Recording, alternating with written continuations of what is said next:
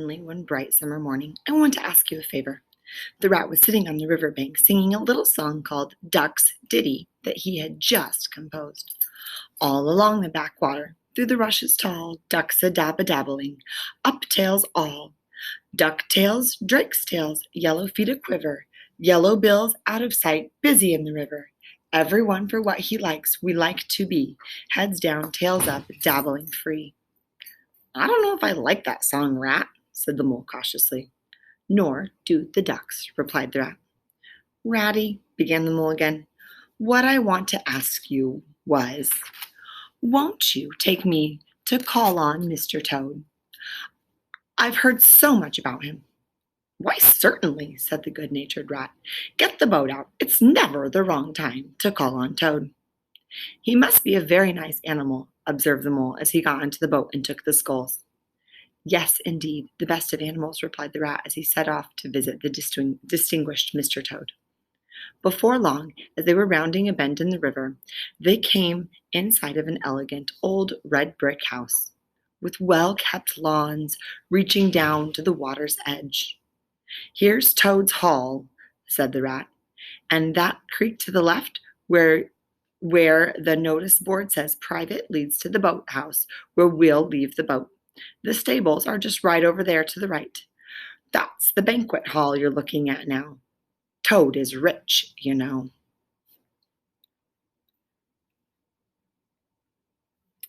They glided up the creek and into the shadow of a large boathouse. There they disembarked and went in search of Toad. They found Toad resting in a wicker garden chair with a large map spread out on his knees. "Hooray!" he cried, jumping up on sight of seeing them. "This is splendid." He shook the paws of both of them wearily. "I was just going to send a boat down the river for you. Ratty, I need your help," said Toad. "It's about your rowing, I suppose," said the rat. "Oh, pooh! Boating," interrupted the Toad. "I've given that up. Now come with me, my dear friends. I have something to show you." He led the way to the stable yard, and there they saw a big gypsy caravan, shining with newsies and painted in canary yellow and green. I'm going to pause for a moment because that idea of gypsies is something new. Gypsies were just wandering people who originally had come from northern India. A caravan is going to be a large covered wagon that's used as like a traveling home that you can live in. So gypsies had caravans because they were oftentimes traveling around and they had everything, their kind of home within that. So kind of important just to know that little piece there of what it's like to have some background through the rest of the story. We'll keep reading. "There you are," cried the Toad. There's real life for you. The open road, the dusty highway, this is the very finest cart of its sort. Come inside and take a look." The mole was tremendously excited and followed him eagerly up the steps into the caravan. The rat refused to follow. It was indeed very compact and comfortable. There were sleeping bunks, a little table that folded up, a cooking stove top, and a bird cage with a bird in it, and a variety of pots and pans. "All complete," said the Toad triumphantly, pulling open a cupboard to reveal a variety of tasty treats. "We are ready to set off this afternoon." "I beg your pardon," said the rat slowly, "but did I overhear you say something about we, and set off, and this afternoon?" "Now, Ratty," said Toad, "don't begin talking in that stiffy sort of way. I can't manage without you. You surely don't mean to stick to your dull old river all your life." "I'm not coming," said the rat, "and I am going to stick to my dull old river. And what's more, Mole is going to stick with me. Aren't you, Mole?" "Of course I am," said the mole loyally. "All the same, it sounds as if it might have been fun," he added wistfully. The rat saw that Mole was disappointed, and he hated disappointing people. Toad was watching them closely. Come along in and have some lunch," he said diplomatically, "and we'll talk it over. We needn't decide anything in a hurry." During the luncheon, Toad spoke enthusiastically of the joys of the open road, so much so that Mole could hardly sit in his chair. Before long, unable to disappoint his friends, the rat had agreed to go.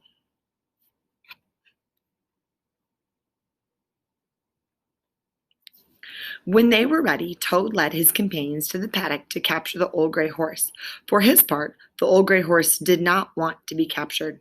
Eventually, though, the horse was caught and harnessed and sat off. It was a golden afternoon, and the smell of dust they kicked up was rich and satisfying. Late in the evening, they drove up to a remote common, turned the horse loose to graze, and ate their simple super supper sitting in the grass. And if you remember, going back to our vocabulary, that common is just going to be a big area of land that can be used by everyone. At last, they turned their little bunks in the cart. Toad sleepily said, "Well, good night, you fellows. This is the real life for a gentleman." After so much open air, the toad slept very soundly, and no amount of shaking could arouse him the next morning. So the mole and the rat set to work.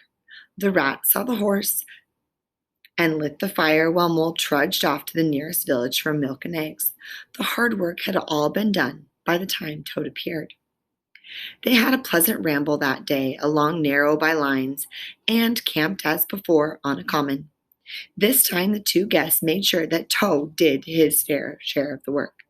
As a result, when the time came for starting next morning, Toad was no longer singing the praises of the open road. Their way lay, as before, long narrow country lanes, and it was not till the afternoon that they encountered their first main road.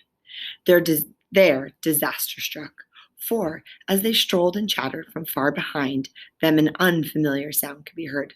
Glancing back, they saw a small cloud of dust advancing them. From out in the dust, a faint pop pop sounded, ignoring the strange vision. They turned to resume their conversation.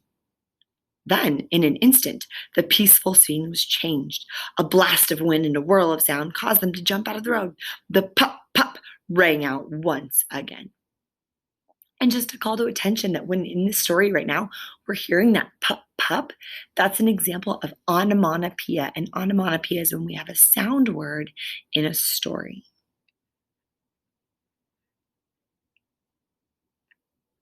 As the sound rang out, they glimpsed a magnificent motor car with its pilot hugging the wheel.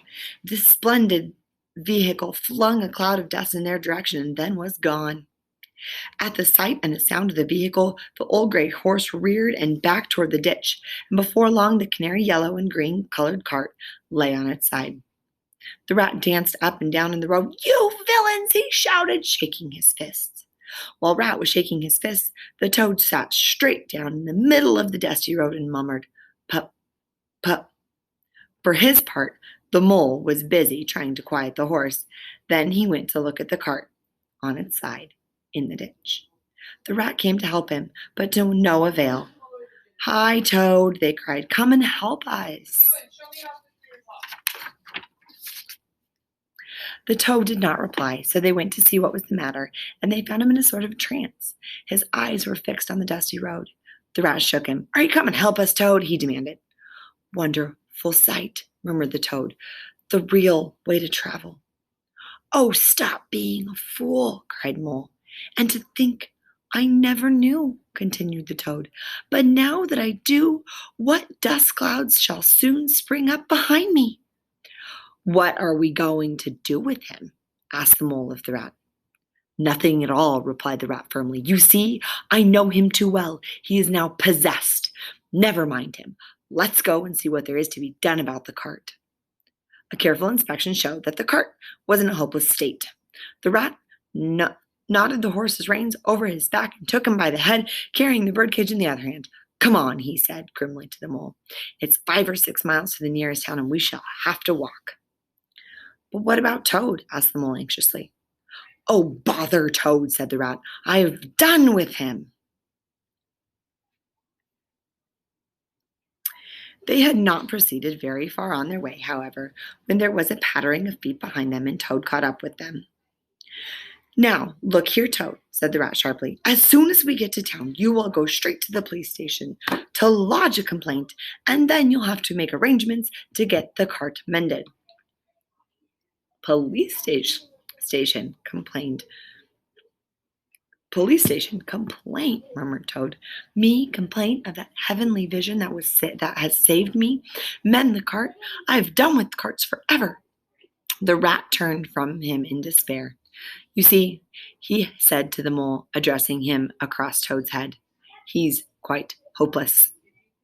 On reaching the town, they left the horse at the stable and gave what directions they could about the cart.